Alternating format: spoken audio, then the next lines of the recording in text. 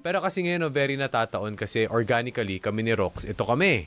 Kumbaga, new families, di ba? At syempre, nakaka-relate din ang maraming mga new parents out there na nakikinig at nanonood ngayon. Pagdating sa usapang, ano ba, Rox? Pwedeng communication, pwedeng sacrifice, pwedeng compromise.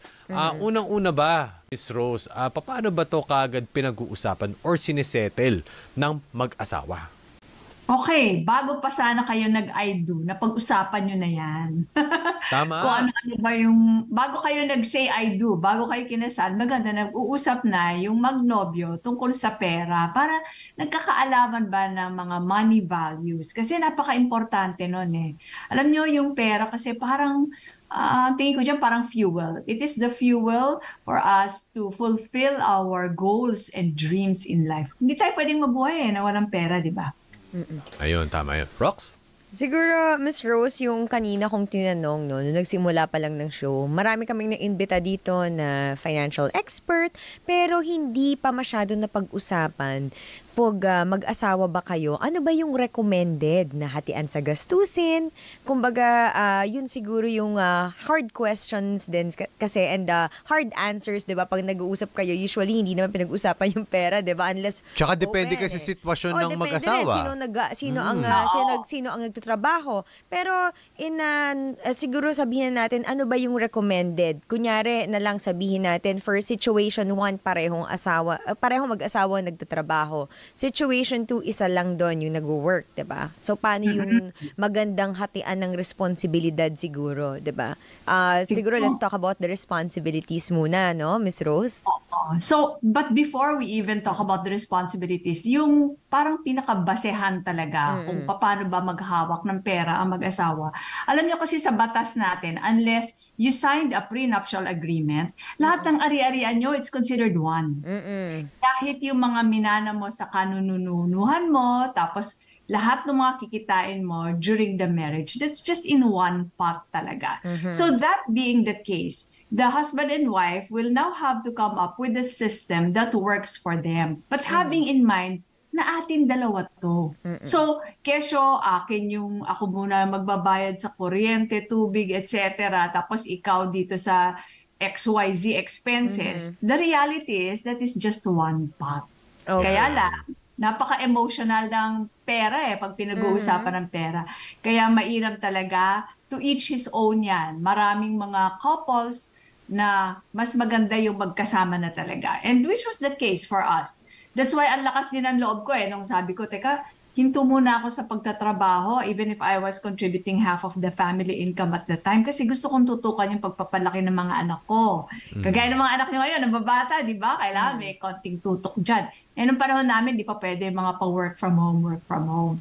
So, because I had that in mind, na single pot lang naman kami, I really didn't mind na nawala yung contribution ko in terms of bringing home income to the family because that was my more important contribution at that time. Tama. Pero this is the formula that might work for some, pero sa iba baka iba rin naman. Kumbaga, usapang tayo, Miss Rose, usapang family code, absolute community of property, di ba? Yan. Oo. So, tama yun, one pot. So, sa mga kaservisyo natin, kung kailan po bang anniversary ninyo? Kung after August 3, 1988, absolute community of property na yan. So, yun nga po, kasi, Miss Rose, it's a great point that you mentioned, at least for maybe some couples, no, na, some couples na, kumbaga, yung generation kasi ngayon, sabihin natin, parehas nagtatrabaho. But traditionally, Miss Rose, I don't want to use elderly. Nakita ko yun sa isa mong post Nakita ko sa isa mong post yung elderly. Traditionally. Busina ka muna, Miss. Hindi.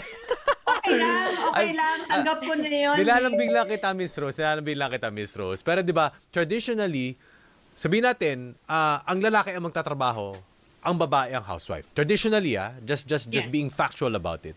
Pero pag sinabi nating single pot kayo, ang lalaki ang nagbibigay ng pera sa bahay, technically, pero ang babae ay nagtatrabaho sa bahay. Pero 50% pa rin. 50-50 sila sa hatian. 'Di ba? Correct. Parang paano po natin 'yun talaga hindi justify eh. Parang mas ma-appreciate ng both sides na okay, ako yung nagtatrabaho pero ikaw yung nagno-nurture ng bahay. 'Di ba? Para kasi baka doon minsan nagsistem ang money matters na hindi ako na bibigyan ng pera dito eh. So wala kang karapatan. Alam mo, kaya nga maganda na very clear sa lahat ng family members yung kanya-kanyang roles, di ba? May respective roles yan eh. Kasi it is the basic unit of society. So how do we make this unit as healthy, as successful as possible? So may kanya-kanyang role dyan. Doon sa sinabi mong traditional setup, yan yung the husband brought home the bacon, yung pera, tapos the wife naman, siyang bahalang nag-aasikaso. So, kung maliwanag yung role na yon, yung husband, hindi niya para bang i-consider na kita ko to, akin lang to, bibigyan lang kita ng allowance mo. Hindi ganon. Yun yung contribution ko ngayon. Ang oras ko, ginugugol ko para kumita ng pera. Ikaw naman, ang oras mo, ginugugol mo para palakihin ang mga anak natin, ayusin yung bahay natin, ganyan. Okay. Invaluable kasi yun eh. So, yung role ng mother and wife na... Ay, parang hindi na kita naririnig. Ay, sorry. Naka-off yung mic ko. Invaluable yung role na yun eh. Yung pag-nurture ng home. Hindi mabibili ng pera yun eh. Para sa Oo, akin. alam mo, gusto ko nga rin banggitin to. Di ba sometimes meron yung mga usapan, mga diskusyones na dapat daw i-quantify ang sweldo ng housewife, blah, Yes. blah, blah. Oo. Magkano ba ang sweldo ng yaya, ng driver, ng kung ano-ano. Sabi ko, bakit kailangan mo i-quantify? Kalahati iyo yun eh. Totoo naman yun. Diba? Diba? Oo, totoo yun. Yeah, actually, parang siguro, Miss Rose, sinuwerte na lang ako nang kahit hindi kami masyado matagal nung husband ko before we settled down, yung values namin pareho, magkaiba personalities namin, pero yung values na una, matipid sobra sa sarili. Gutay-gutay yung suot namin. Minsan nakapaa pa kami sa car. Pero, galante sa family. Gusto Yan. namin yung mga babies namin, kahit maliliit lang, meron kami laging dalang toys sa kanila. Kumbaga, nagka-align yung values namin doon. Pero doon naman, sa siguro, hindi pa nakakapag-I do. Ano ba po yung mga tanong or dapat pinapag-usapan regarding sacrifices, yung sinabi nyo na conjugal, diba? Ano po ba yung mga dapat maintindihan bago tayo, kumbaga, mag-commit, diba? Sa isang marriage? Alam mo, yan yung mga itinuturo ko eh. So, mainam talaga. Kumuha kayo ng FQ test together. Financial quotient test. Diba? Ayan yung libro. Yes. Para alam nyo, ano ba yung knowledge mo tungkol sa pera? At ang mas importante, ano ba yung behavior mo tungkol sa pera?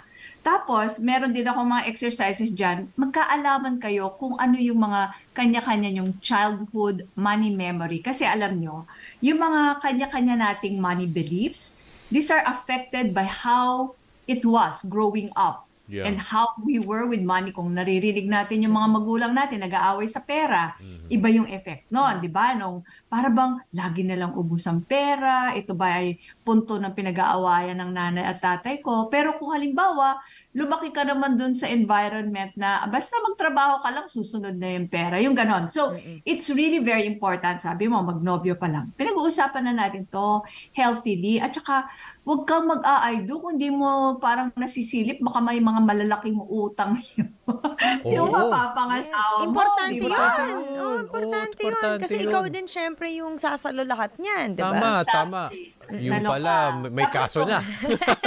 Di ba? It happens. It can happen. Di ba, Miss Rose? Diba? Tsaka kung meron ka bang kailangan sustentuhan. Okay, yan. Napakalaking Napakalaking usapan yan. Ayan. Yun nga, actually, yun yung pa-next question ko. Kasi, okay. speaking of traditions and the culture in the Philippines, marami pong breadwinner, may extended family. So, pag nagpakasal na, syempre, meron pang iniintindi, di ba? Na ibang, kumbaga, yung kahit nagpakasal ka na, even if hindi naman siya legally required, parang it's in our heart to always want to provide for our families. So, Paano ba yun, Miss Rose? Paano, Oo. anong masasabi Alam niyo dyan, mo, Miss yan Rose? nga Ideally talaga, yung mga magulang, may financial obligation tayo sa mga anak natin. Hanggang mapatapos naman siguro natin ang pag-aaral, di ba? Kung kaya. Kung kaya mo hanggang college, sige. Pero, ang maganda talaga kasi, huwag mong itodo-todo bigay lahat sa anak mo. while you are still gainfully employed. Nagsiset aside ka na para sa iyong own retirement money para pagka matanda ka na, hindi pag elderly ka na, di ba, Migs? So ako nakuha yun. So sa Facebook mo nakuha ko yun. Hindi ka na aasa kasi alam mo magiging vicious cycle yan eh. Pag aasa ka sa anak mo, yung anak mo naman hindi makakapag-set aside for his own retirement, aasa na naman siya sa mga anak niya, ayoko ng ganyan, dapat tanggalin na natin itong pag-iisip na to. Ang mahirap nga niyan, kadalasan ganito tayo eh. Di ba, ang dami nating OFW eh. Masyadong rightly or wrongly, ang paningin ng mga pamilya, basta nag-abroad, akala mo ang laki-laki ng sweldo, tumutulo ang pera Yes. sa tenga, hindi naman po ganon. So, inaasa lahat, yung sa kapatid mo, sa pamangkin mo, tapos pati sa tatay at nanay mo. Para sa akin, ang mga ganyang financial dependence, dapat po may expiry. So, hopefully, mag-expire na before you set up your own family para dito ka lang nakafocus. Kasi ang hirap pag masyadong marami yung sandwich generation nga na tinatawag, ay hindi ka talaga makakapag-set for your own happy retirement pag ganyan. How do we get out of that mindset, Miss Rose? Okay. So, yun na nga. So, pag halimbawa, no, ikaw, kunyari, ang mga usual story kasi, ikaw si panganay. O sige, ako, ma, magtatrabaho ako, tutulong ako, paano mapaunlad para makatapos yung mga younger siblings ko. Pero please allow me to also set aside for myself. Yung ganon. Tapos alam mo, kumisa kasi yung mga magulang malakas pa naman, kaya pa namang kumita. Pero kung nandun na yung anak abroad, sige na lang, kakabot na lang dyan. Hindi pwedeng ganon. May mga marami tayong pwedeng pagkakitaan. Alamin natin kung anong galing natin, kung ano yung network natin, kahit na mga maliliit na mga home-based online businesses, pwede mo lang ibenta sa Facebook, sa Instagram, kumita naman. Huwag tayong ipapasa na lang natin lahat doon sa kung sino yung malaking kinikita kasi magiging kawawa rin siya. Is it like a subculture? Is it a culture thing? It's a cultural thing. It's a cultural thing, no? Na parang the mindset na, tama yung sinabi niyo, Miss Rose, na sabihin natin, meron kang, sa magkakapatid, 7 kayo magkakapatid. Yung isa nasa abroad, nagpapadala ng pera. Yung iba magkakapatid, aasa sa kanya. Kung hindi siya makapagpadala ng pera, sasama yung loob niya doon sa kapatid. Yun nga po, no? Parang, yun po ba is something that can be unlearned? Or magagawan pa ba yun ng paraan? Mababago mo ba yung isip? Sabihin po natin, no, para sa ating ibang mga kababayan na sabihin natin sa kasama natin sa bahay o yung mga nakakasalimuhan natin ng mga kababayan natin na mahal naman natin sa buhay pero teka lang, there's a better way of doing it. Wala naman, sabi nila, di ba, wala namang hindi nadadaan sa magandang usapan. Pero hindi madali. Lalo na pag yung anak, kakausapin mo yung magulang mo tungkol dyan. That's very sensitive. Humanda na kayo, may iyakan yan, may sumbatan yan. But it has to be discussed kaysa naman iniipon mo tapos sa ibang mo pa ikukwento. Yun yung mahirap dyan. Meron ako naalalang true to life story. So, nagtatrabaho sila mag-asawa abroad, tapos nagpapadala doon sa kanyang mother-in-law. Ngayon, si mother-in-law, yung perang pinapadala sa kanya, ipinambibili ng mga parang medyo mamahaling damit para dun sa apo niya, sa another set o another anak. So syempre, itong si the other daughter-in-law, masama yung loob niya kasi feeling niya, yung mga anak ko nga hindi ko binibili ng damit sa Rustans nung nandyan ako sa Pilipinas. Bakit pinambibili ngayon nung nanay? Ang natin ang asawa. Di ba? Yung mga ganun ba? Although sabi niya, wala naman na akong karapatang questionin kasi it's already money given to the mother-in-law. But really, you have to be careful. Yung mga magulang kasi kung minsan ganito yung nangyayari. Ang magulang gusto niya pantay-pantay yung mga anak niya, di ba? So kung meron yung nakakalamang, doon siya aasa. Tapos ibibigay niya doon sa medyo mas mahirap para ma-equalize. But if we keep on doing that, it's good to always help, no? Pero baka naman you're enabling the ones who are not really working as hard as the ones na inaasahan mo, di ba? Bakit mo, sabi nga bakit mo daw binibigyan ng premyo yung hindi ko makayod ng mabuti. So siguro yun nga, financial help should always be discussed and there should always be an expiry to it. Yes. Sa Pilipinas lang po ba sa inyong pagsusuri, Miss Rose, na yung sensitivity pagdating sa money matters? Ibang cultures din ba? Ganito din ba? Iba-iba din ba sila ng ways ng pag-handle? Ang Western culture kasi, di ba, you're on your own, para ba kuminsan 18 and you're kicked out of the house na, no? Sa atin, mas Asian siguro yan than anything else because we really like living together. Yung iba, kahit naman kaya nilang magsari-sarili, pero because they want to live together, baka compound sila, ganyan, ano. So, kung mas magkakalapit kayo, mas malaki yung chances na ganyan. However, may mga advantages din naman if you live close to each other kahit na may sari-sarili na ng family. But what is important is may kanya-kanya tayong wallet, di ba? Sabi nga kanya-kanyang kusina para hindi na nagkakainisan. There can only be one queen in a household. I super believe in that. So, ganon. May good and bad lagi Maganda na nagtutulungan, pero hindi rin maganda na lagi na lang inaasa sa isang tao, isang miyembro ng pamilya just because he's the one perceived to be doing Ang good dun, partner. Kumari, pag magkakatabi kayo, magkakalapit kayo ng bahay, maubusan ka ng bigas. Ate, pabigas ka naman. Paitlog ka naman. Sarado na yung tindahan. Siguro, ma'am, ano na lang yung Tita tip joke pa. din.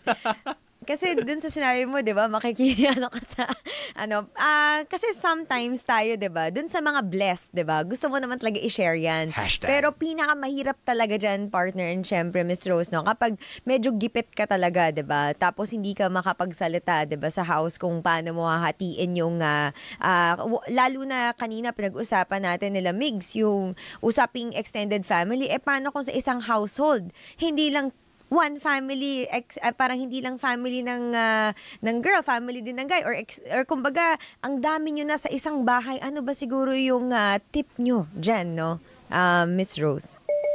Yun nga, pinag-uusapan talaga. Tapos, kung ikaw yung laging bumubunot, you can actually mention to them as nicely, as sweetly as you can. Tapos sasabihin mo yung dahilan. At ang dahilan, lahat tayo talaga kailangan magpundar para sa ating kanya-kanyang preparation for our elderly age.